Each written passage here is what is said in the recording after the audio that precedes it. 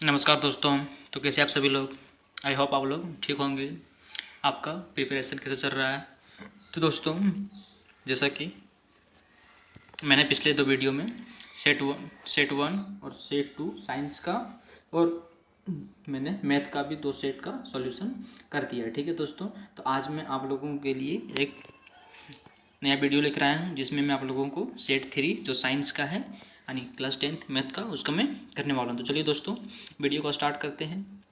तो मैं दोस्तों आपको आंसर के साथ साथ आपको एक्सप्लेनेशन भी बताऊंगा, तो आप बिना वीडियो को स्किप किए हुए देखें। तो चलिए वीडियो को स्टार्ट करते हैं। जैसे मेरा फर्स्ट क्वेश्चन क्या है कि यदि आपतन कोण का मान 60 डिग्री है तो परावर्तन कोण का मान क्या होगा। जैसे आप पढ़े होंगे कि आपतन कोण परावर्तन कोण के बराबर होता है, यानी कोण आई बराबर कोण आर होता है। तो कितना दिया है, कोण आई दिया आपका 60, तो आर भी कितना हो जाएगा 60। ठीक है, तो आपका आंसर क्या आ जाएगा यहाँ पे, सी ऑप्शन 60 डिग्री। ठीक ना। अगला क्वेश्चन है आपका, क्या है कि मुख्य अक्ष के समांतर आने वाली किरणें दर्पण से परावर्तन के बाद जिस बिंदु पर मिलती है उस बिंदु को क्या कहते हैं। ठीक ना। जैसे आपको बोल रहा है कि मुख्य अक्ष के समांतर, तो ये मेरा एक दर्पण है, मान लेते हैं एक अवतल दर्पण है। ठीक है, ठीक है। यहाँ पे अब जब जैसे आप किरण आ रही खींचेंगे, तब आप जैसे प्रकाश आनंद से आ रहा है तो कहाँ से गुजरता है, फोकस से गुजरता है। तो वही पूछ रहा है कि जब मुख्य अक्ष से समांतर आने वाली प्रकाश की किरणें जिस बिंदु पर मिलती है उस बिंदु को क्या कहते हैं, उस बिंदु को फोकस कहते हैं। यदि वक्रता त्रिज्या का मान 54 सेंटीमीटर है तो फोकस दूरी क्या होगी, यानी आपको आर दिया है 54 सेंटीमीटर, तो आपको फोकस दूरी पूछा था। एफ बराबर क्या होता है, आर बट्टा 2, तो 54 का आधा 2 27 सेंटीमीटर, बी ऑप्शन राइट। अगला क्वेश्चन है, अवतल दर्पण के सामने किसी वस्तु को कहाँ पर रखा गया है जिससे उसके समान आकार का उल्टा प्रतिबिंब बने। मतलब आप जैसे अवतल दर्पण में 6 केस पढ़ेंगे, कहाँ कहाँ पढ़ेंगे, ये पहला एक अनंत पर, एक पढ़े होंगे अनंत और ये जैसे आपका सेंटर हो गया फोकस, अनंत और सेंटर के बीच एक पढ़े होंगे सेंटर पर। तो यहाँ पर जो आप पढ़े होंगे, ठीक ना, तो यहाँ पर जो किरण जाता है वो ऐसे मिल जाता है। ठीक ना, यानी यहीं पे आपका बनता है और सेम साइज का बनता है और उल्टा बनता है। तो वही आपका पूछा है कि अवतल दर्पण में दर्पण को कहाँ रखें जो उसी आकार का बनता लेकिन उल्टा बनता, तो आप कहाँ रखेंगे, तो आप रखेंगे ध्रुव वक्रता केंद्र पर यानी सेंटर पर। ठीक है, सी पर। ठीक है, चलिए अगला क्वेश्चन क्या है। अगला क्वेश्चन है कि अवतल दर्पण का उपयोग निम्नलिखित में किस वस्तु में किया जाता है। अवतल जैसे गाड़ी का साइड मिरर, तो क्या होता है उत्तल दर्पण, गाड़ी का हेडलाइट आगे जो इसका उपयोग किया जाता है, गाड़ी का हेडलाइट। चेहरा देखने में आप समतल दर्पण यूज करते हैं, सूक्ष्मदर्शी इसे लेंस होता है। ठीक है, अगला क्वेश्चन है आपका, क्या है कि प्रकाश की किरणें एक माध्यम से दूसरे माध्यम में से जाने पर अपने मुख्य अक्ष से विकृत हो जाती है, कौन घटना। जैसे प्रकाश की किरणें, ये आपका जैसे देखिए ये मीडियम 1 है, माध्यम 1 और माध्यम 2, ये अभिलंब है, यहाँ से प्रकाश गुजरता है। ठीक है, तो क्या होता है, प्रकाश को ऐसे सीधा जाना चाहिए क्योंकि सीधी रेखा में सरल रेखा में गमन करती है, लेकिन क्या होता है कि कभी इधर या फिर इधर मुड़ जाता है। ठीक है, तो इस घटना को क्या कहते हैं, तो इस घटना को प्रकाश का अपवर्तन कहते हैं। Option number B right option. अगला क्वेश्चन है कि निम्नलिखित में से किस पदार्थ में प्रकाश की चाल सबसे अधिक होती है। तो आप देखिए प्रकाश की चाल उसमें अधिक होगी जिसमें विरल माध्यम होगा, मतलब जो थोड़ा मतलब नॉर्मल माध्यम होगा। जैसे हार्ड जो है, जैसे यहाँ क्या दिया, बर्फ, केरोसिन, वायु, हीरा, देखिए इसमें ये सब क्या है, ये सब आपका एक माध्यम है। तो देखिए अच्छा सबसे माध्यम मतलब जिसमें नॉर्मल है वो वायु है। ठीक ना, तो इसमें ज़्यादा होगी, जो सबसे ज़्यादा ठोस है वो क्या है, हीरा, इसमें आपका कम होगा।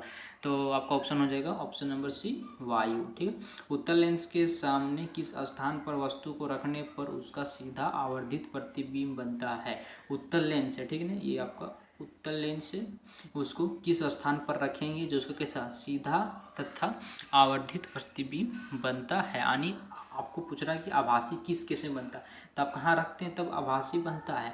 ठीक ना, तो आप जब यहाँ रखते हैं, क्या है ये आपका फोकस, ये 2F2 है, तो आप जब इसके बीच रखते हैं तब क्या होता है, इससे जाता है और आपका इसे कुछ पीछे इस तरह टाइप पे कुछ पीछे बनता है। ठीक ना, यानी आभासी प्रतिबिंब बनता है। तो कहाँ पर रखने पर, प्रकाशिक केंद्र और फोकस के बीच के रखने पर। ठीक है, अगला क्वेश्चन है आपका कि लेंस की क्षमता का एसआई मात्रक, यानी एसआई मात्रक क्या होता है, आप पढ़ेंगे लेंस की क्षमता का एसआई मात्रक डायोप्टर होता है, मीटर होता है फोकस दूरी का। ठीक ना, एसआई मात्रक ऐसा, ये तो सेंटीमीटर और मिलीमीटर एसआई मात्रक है ही नहीं।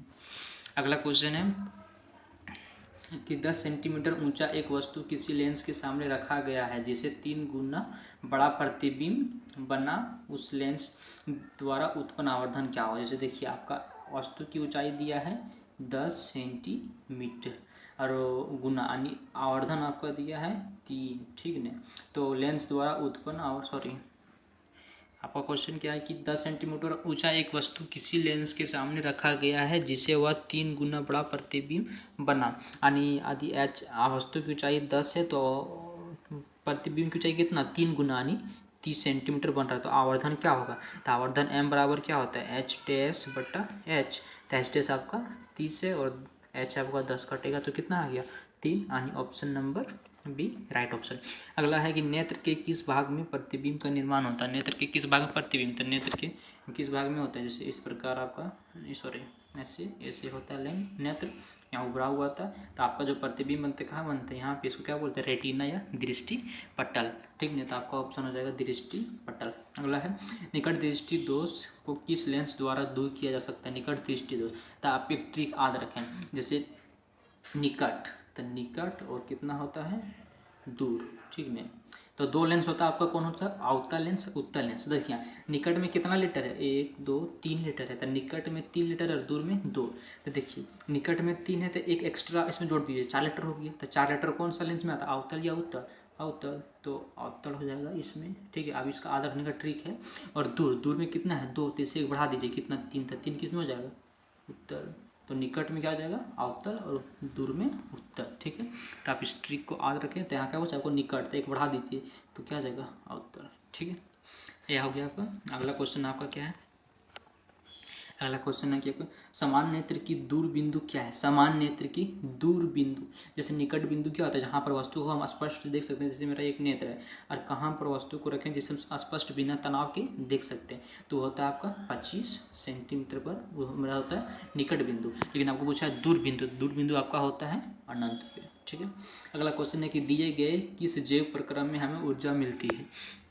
दिए गए किस जैव प्रक्रम में हमें ऊर्जा मिलती है, तो ऊर्जा हमें किस में मिलती है, पाचन में मेरा तो ऊर्जा नहीं मिलता है, उत्सर्जन में नहीं होता, संवहन यानी श्वसन, श्वसन में क्या होगा जो मेरा भोजन वगैरह है वो ऑक्सीजन से भी किया करके टूट मतलब ग्लूकोज में चेंज हो जाता है और वो फिर हमें एनर्जी ऊर्जा देता है, ठीक है। अगला कि चिप्स के पैकेट में विकृत गंधिता से बचने के लिए कौन सी गैस चली जाती है।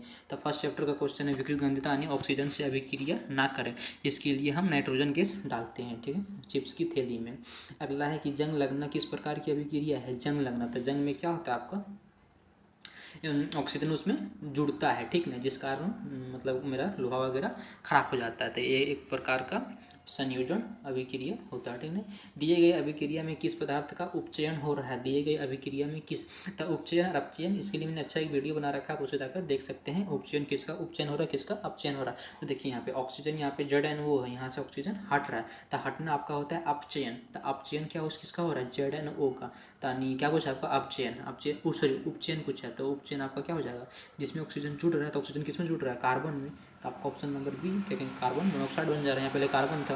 अगला कि दिए गए कौन सा रासायनिक समीकरण संतुलित, आपको देखना कि कौन सा समीकरण संतुलित है। तो चलिए छाटते हैं, देखते हैं। यहाँ सिल्वर कितना 1 सिल्वर, यहाँ पे सिल्वर भी 1, sodium 1 sodium 1, nitrogen 1 nitrogen 1, oxygen 3 oxygen 3, chlorine 1 chlorine 1, यानी आपका एक ही ऑप्शन राइट हो जाए। आप आगे भी देख सकते हैं आपका ऑप्शन गलत होगा, जैसे नाइट्रोजन 2 है, नाइट्रोजन यहाँ भी 2 है, हाइड्रोजन 2 है लेकिन हाइड्रोजन 6 है, 3 दूना 6, ये नहीं होगा। तो इस प्रकार आप देख सकते हैं आपका यही ऑप्शन नंबर ये राइट ऑप्शन होगा। अगला कि लोह चूर्ण पर तनी हाइड्रोक्लोरिक अम्ल डालने से क्या होता है। लोह चूर्ण है उसमें हम तनु हाइड्रोक्लोरिक अम्ल HCl डालते हैं, तो क्या होता है मेरा बनता है FeCl2 बनता है और हाइड्रोजन गैस रिलीज होता है। तो आपका कौन सा गैस होगा हाइड्रोजन गैस और आयरन क्लोराइड बनता है, ठीक है, option number B right answer.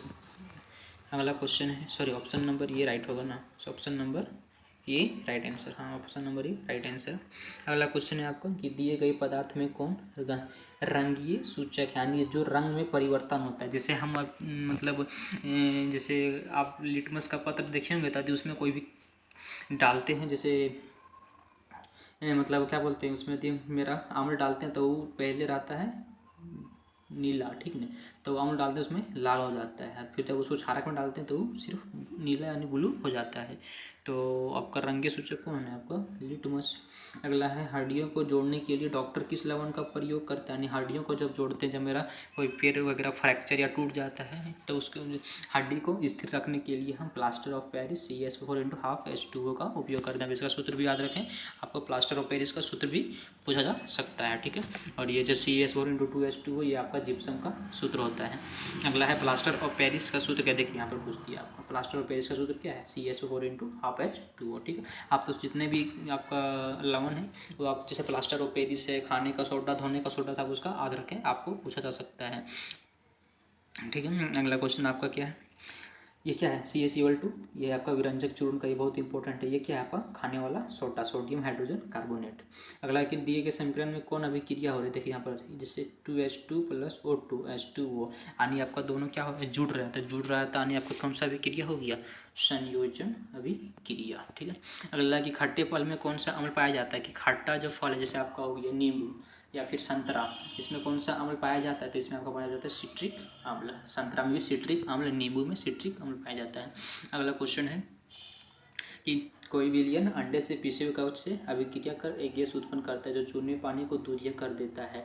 इस विलयन में क्या होगा? तो जैसे आपका कोई, जैसे आप एक क्वेश्चन आपका NCERT का क्वेश्चन है, ठीक है ना, कि आपको वहाँ पूछा है कि कोई भी सेम क्वेश्चन आपका मतलब यहीं पे कॉपी है, तो वही पूछा है कि आपको कौन सा मतलब अभिक्रिया हो रहा है जो उसमें गैस उत्पन्न हो रहा है, और वो गैस क्या कर रहा है? चूने पानी को दूधिया कर दे रहा है, तो उसका मतलब कौन सा ऑप्शन होगा, ठीक है। तो वही आपको बताना है कि तो आपका इसमें आंसर हो जाएगा ऑप्शन नंबर B HCl, ठीक है ना। ये आपका NCERT में क्वेश्चन दिया है, आप उसमें पढ़े होंगे। अगला है कि कोई विलयन नीले लिटमस को लाल कर देता है, इसका pH मान संभव होता है। जैसे कि यदि आप लिटमस पत्र लेंगे तो उसका जो फर्स्ट रंग होता है शुरुआत में वो नीला होता है, ठीक है। जब इसको हम अम्ल में डुबाते हैं तो क्या जाता है? मेरा लाल हो जाता है, ठीक है। तो अम्ल का pH मान कितना होता है? 1 से 7 के बीच। तो जो मेरा विलयन होगा क्या होगा? 1 से 7 के बीच उसका pH मान होगा। तो देखिए 1 से 7 के बीच क्या है मेरा? 2 है। 2 मेरा क्या है? लवण, सॉरी अम्ल का pH मान है, तो अम्ल में ही मेरा क्या होता है? लाल हो जाता है। तो उसका मेरा ऑप्शन हो जाएगा ऑप्शन नंबर C, ठीक है। अगला क्वेश्चन है कि अमीबा अपने किस अंग से भोजन का पाचन करता है? जैसे जो भोजन ग्रहण करता है वो कुटपाथ से, जैसे हम लोग भोजन किससे ग्रहण करते हैं? मुंह से। तो इसी प्रकार भोजन जो ग्रहण करता है अमीबा वो करता है कुटपाथ से, लेकिन जो पाचन करता है वहाँ खाद्य तंत्रिका से पाचन करता है, ठीक है। अगला क्वेश्चन क्या है मेरा? अगला है कि पाचन क्रिया में आमाशय कौन सा प्रोटीन का पाचन करता है, ठीक है। आमाशय जो हमारा पेट है वो मेरा कौन सा मतलब प्रोटीन का मतलब कौन पाचन करता है? तो प्रोटीन का पाचन कौन करता है? प्रोटीन जो पेप्सिन रहता है वो प्रोटीन को पेप्टोन में तोड़ देता है और इस प्रकार इसका पाचन हो जाता है। क्या हो जाएगा? ऑप्शन नंबर C पेप्सिन, ठीक है। अगला क्वेश्चन क्या है आपका? अगला है कि निम्नलिखित में किस जीव में प्राणी समभोजी पोषण होता है? यानी किस जीव में प्राणी समभोजी पोषण होता है? तो आपका आंसर हो जाएगा C नंबर अमीबा। अमीबा में क्या होता है? प्राणी समभोजी पोषण होता है, ठीक है। अगला कि मानव हृदय में कितने कोष्ठक होते हैं? टोटल कितना? यानी 2 गो बायां साइड और 2 दाहिना साइड, यानी टोटल होता है आपका 4। तो ऑप्शन नंबर आपका हो जाएगा C 4, ठीक है। 4 कोष्ठक होते हैं टोटल। अगला क्वेश्चन क्या है?